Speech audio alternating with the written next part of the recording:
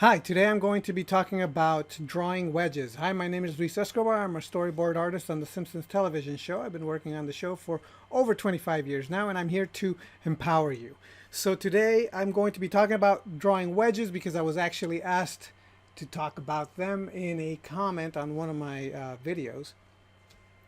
So I thought it was a good idea. I actually haven't really talked too much about drawing too much in this channel for a while. So let's talk drawing. So when it comes to drawing wedges, there's a few things you're going to need to know, and that is one, you need to know perspective really well. If you don't know perspective really well, that's going to be an issue. Okay, so I do have a perspective video on this channel. I'll put the description. I'll put the link to the video in the description of this video. So let's talk about why you kind of need perspective to start. First, you need perspective, some kind of knowledge of perspective, because what is a wedge? Well, a wedge is a if we were to draw a cube, right? So here we have a box or a cube, right?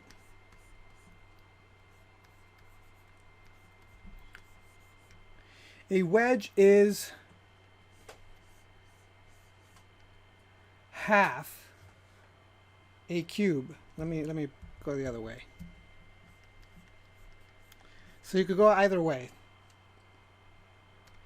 So here, let me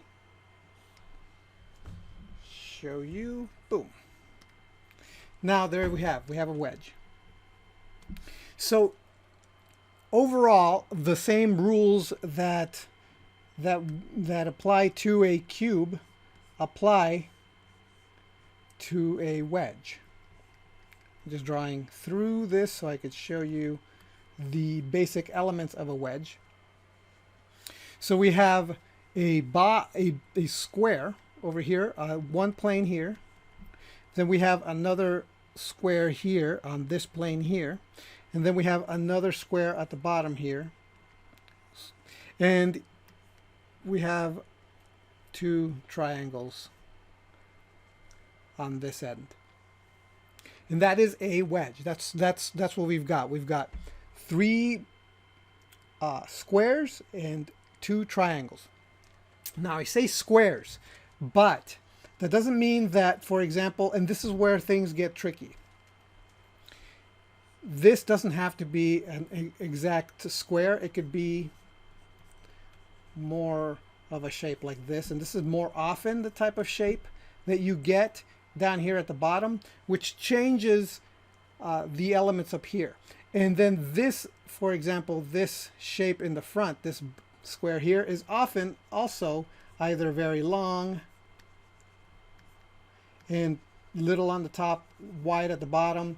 These sort of shapes create a distinct, very different kinds of wedge shapes, and those are the ones that we're going to tend to draw a lot more of. Wedges that have this kind of bottom and this kind of front shape here. And more often than not, this triangle is not like this, but more like this. So it's coming. So we're looking at it from the opposite side. So this is what we're going to be mostly talking about. These variations here, I'm going to talk a little bit about them in a second. But one of the things that I want to break down very quickly is, again, I just want to show you the example as to why perspective is so important. If we're drawing a wedge like this, then that means that, for example, we would need to put a horizon line here. Let me see, and then we have, like, say, the vanishing point here and here. So if we're going to do a 3/4 wedge, then we still need to apply all the different rules of perspective. So for example, here's this vanishing point. We come over here and then we point to it. We point to it. Here, this one over here. We point to this over here. This comes over here. We point to it. We point to this one over there. And then we have our wedge. So any of these lines here, this one here, this one here, the one in the back, they tend to be parallel to each other.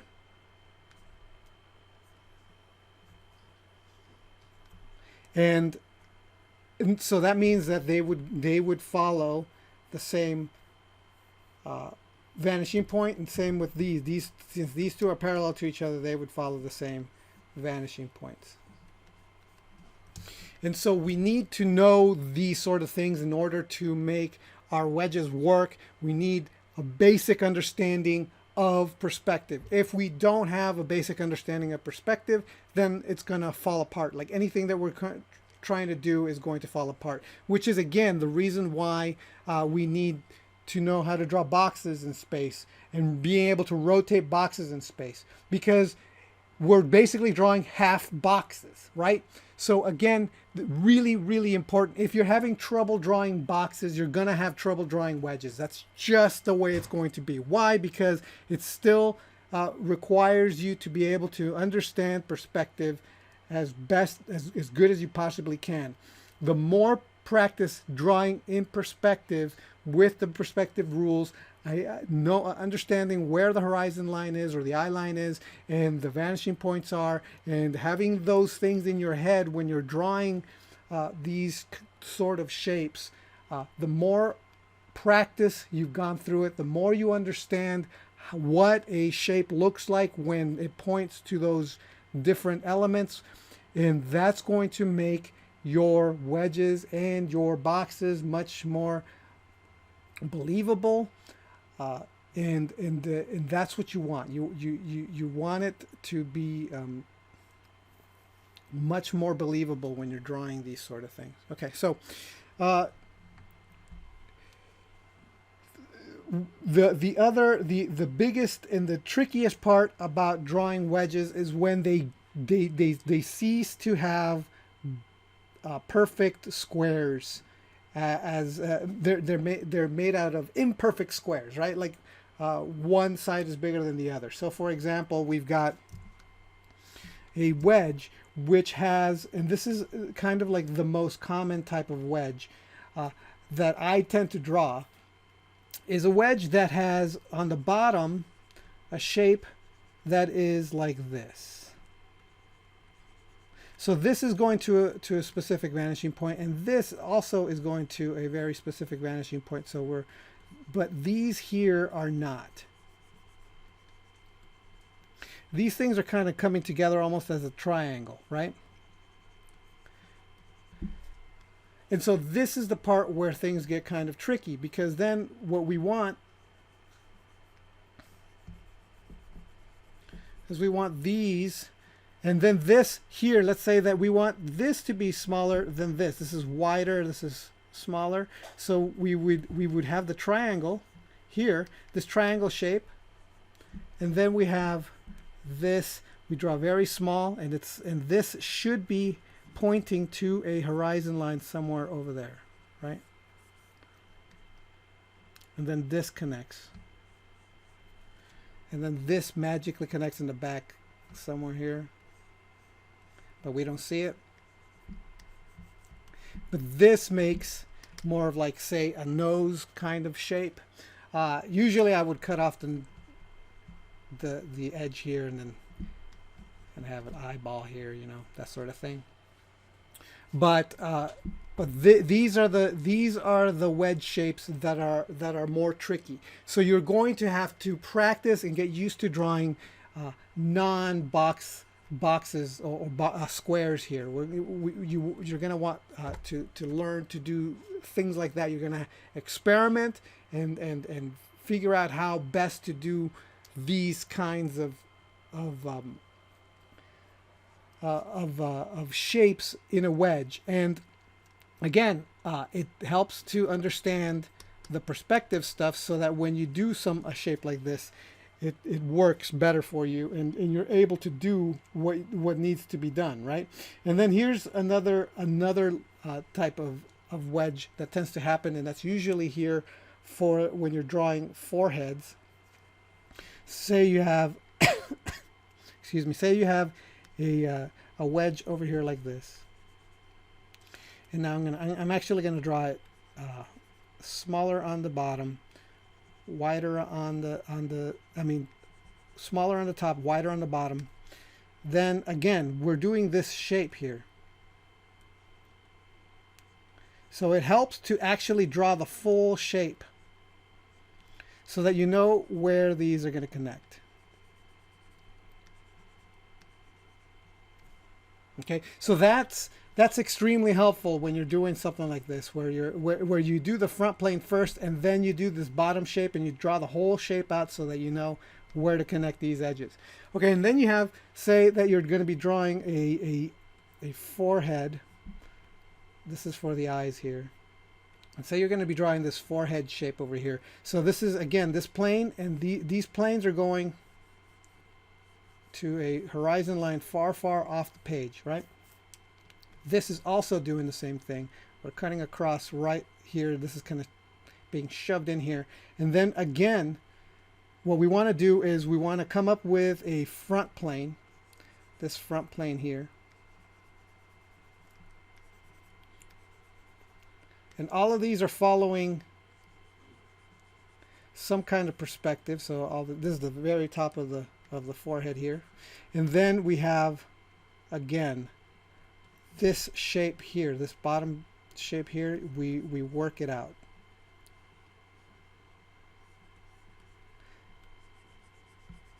And there we go.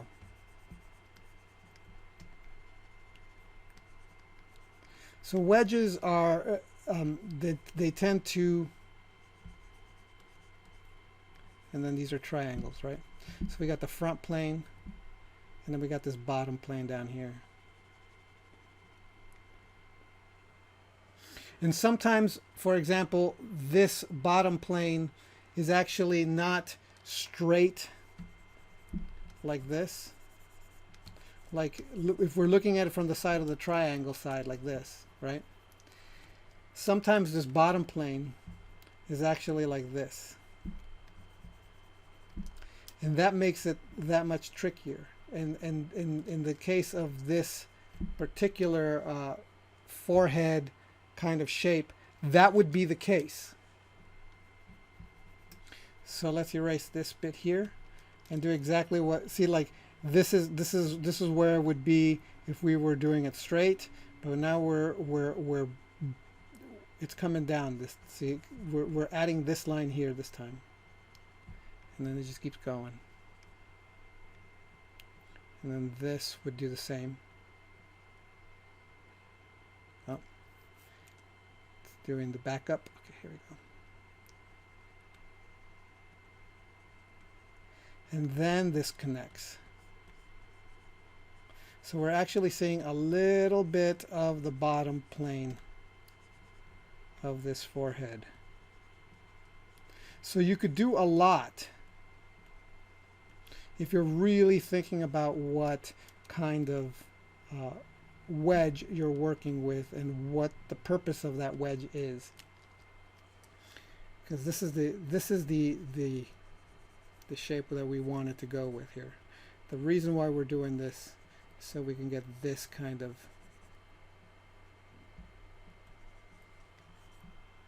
look to our forehead, right? This is way too wide unless you're looking to make a big bruiser looking dude.